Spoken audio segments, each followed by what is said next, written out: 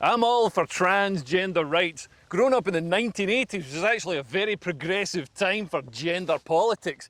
Gender-neutral toilets were everywhere. My local swimming pool, a gender-neutral toilet. Anywhere outside, a gender-neutral toilet. My parents even had a gender-neutral toilet in the house growing up. I couldn't believe it. My mum and my dad both used the same toilet. I was like, we are so woke. And they just said, what does woke mean? Because it was 1986 and nobody said it back then. And all my heroes were gender-bending weirdos in fishnets and eyeliner, and they made some of the best heavy metal of all time. And I've got massive respect for anyone who transitions. I think that if you go through all that pain, that hassle, that social stigma, you've got more of a right to your chosen gender than I do. I'm just a default gender guy. I was born with a dick and I ran with it in my hand for the first few years like, Mummy! If you go through the transitioning process, more power to you. You go, girl, or boy if that's what you are, or pangender or omnigender or non-binary or whatever it is. I don't know, I can't see your Twitter bio pronouns right now. But I do think that you should go through some sort of process and make some kind of effort. There's some people that are transitioning that just aren't putting the effort in, and my imagination is having to do a lot of the heavy lifting. It's a lot of mental exertion to see some of them as women.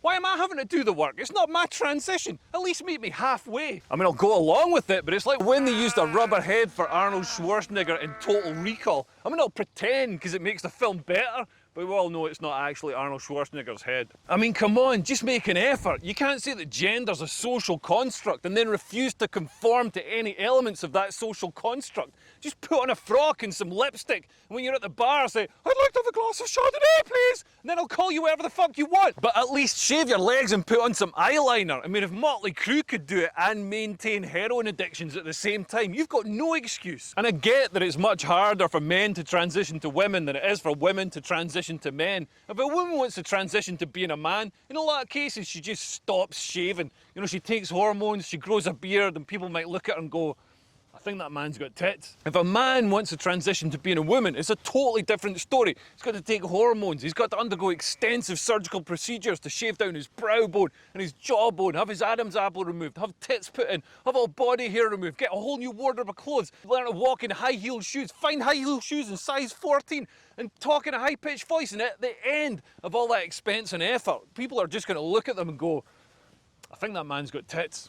It's a totally different story. But woke governments like the Scottish National Party are pushing for people to be allowed to self-identify so you can choose your official gender with no medical evidence and without any transitioning whatsoever. Scotland might seem like the perfect place for this to happen. I mean, after all, Scotland pioneered men in frocks, and no offence to Scottish women, but if there's anywhere that a 20-stone biological male is going to blend in with a female cisgender population, it's Dundee. But self-identification without any medical diagnosis or transitioning, that means I could just say I'm a woman and then be a real woman and go into the ladies' toilet and do disgusting man-sized jobby with my disgusting hairy man's ass, and everybody's got to be fine with it. As a real woman, I'm just not okay with me doing that. Of course, genuine transgender women should be allowed to use the ladies' toilet. It'd be weird if they didn't. They've got tits.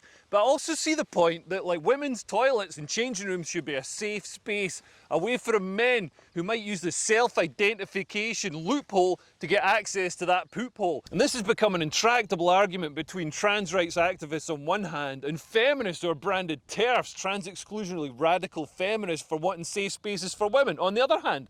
But these positions are not intractable. I've come up with a solution. It's simple. It's the hotness rule. You've got to meet a level of hotness before you're allowed into the ladies' toilet. How are we going to decide it? I'm going to decide. Easy. Yes, you can go in. Yes, you're hot enough. Of course, in you go. Not you.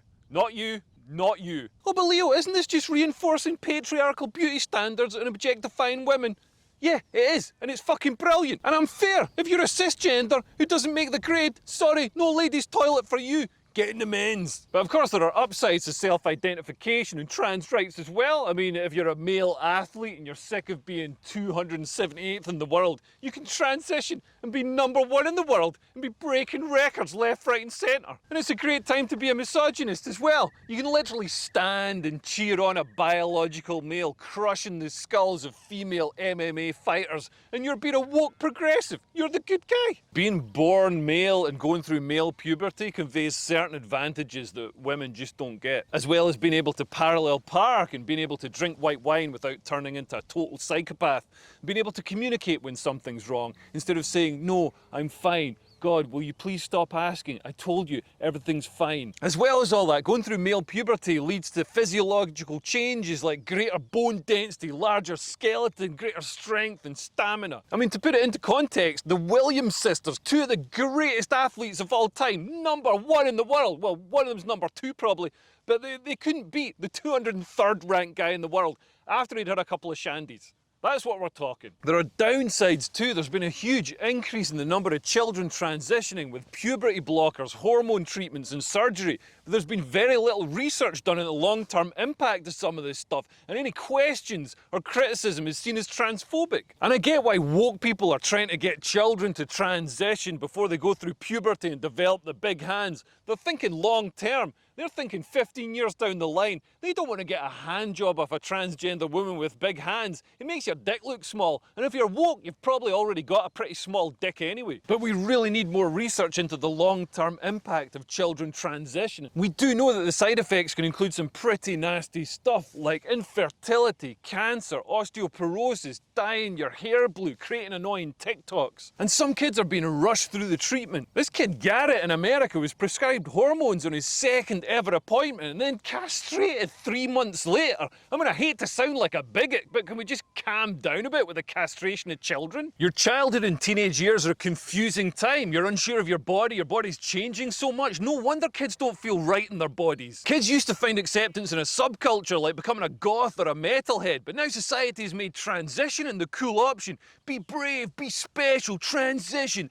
Don't be cisgender, that's disgusting. That's patriarchal and systemically white. No wonder kids want to do it. Children are idiots. We don't let them drink or drive or vote because they'd fuck that up. Not a single world leader or CEO is a child because we know they don't know what they're doing. Why are we listening to them? When I was 8 years old, I desperately wanted to be a teenage mutant ninja turtle, and I think there was some merit in me not being allowed to have a turtle shell irremovably grafted to my back. And teenagers love being part of a trend. When I was at school, there was a trend for getting mullets. We all got mullets, and looking back, it was a terrible idea, but the only long-term impact was embarrassing photos. I mean, it took me a month to grow my hair out. If I had transitioned, I wouldn't be able to grow my dick out. And 86% of children who think that they're trans actually revert to their biological gender. All I'm saying is, like in 10 years' time, there could be a lot of young adults wanting their dick back. We clearly need more research, but the threat of cancellation hangs over any scientist or academic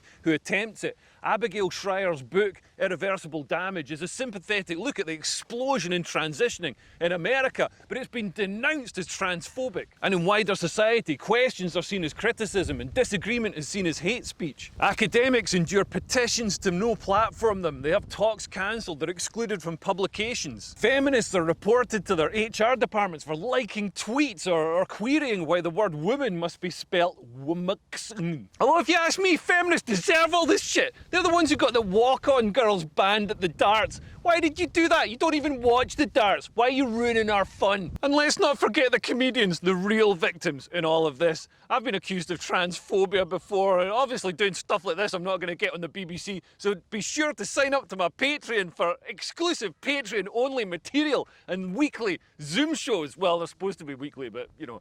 And are these woke trans rights activists even motivated by genuine concern for transgender people? The Wokeists' insistence that a big hairy man can be a woman just by simply identifying as a woman is obviously damaging and threatening to the hard-won rights of biological women, but it's more damaging to the rights of genuine transgender people who've put some effort in by stirring up resentment and fear of them, by lumping them in with these big lumpy men who are just self-identifying. The wokeist self-identification agenda weaponizes accusations of transphobia that can be misused, such as when Nicola Sturgeon accused our long-term rival and feminist Joanna Cherry of transphobia to purge her from the front bench of the SNP. As ever, woke people just want to use this pretense of virtuosity to promote themselves and subjugate their enemies. I'm going to go because, as you can see, the weather's changing. Scotland's gone back to being freezing again.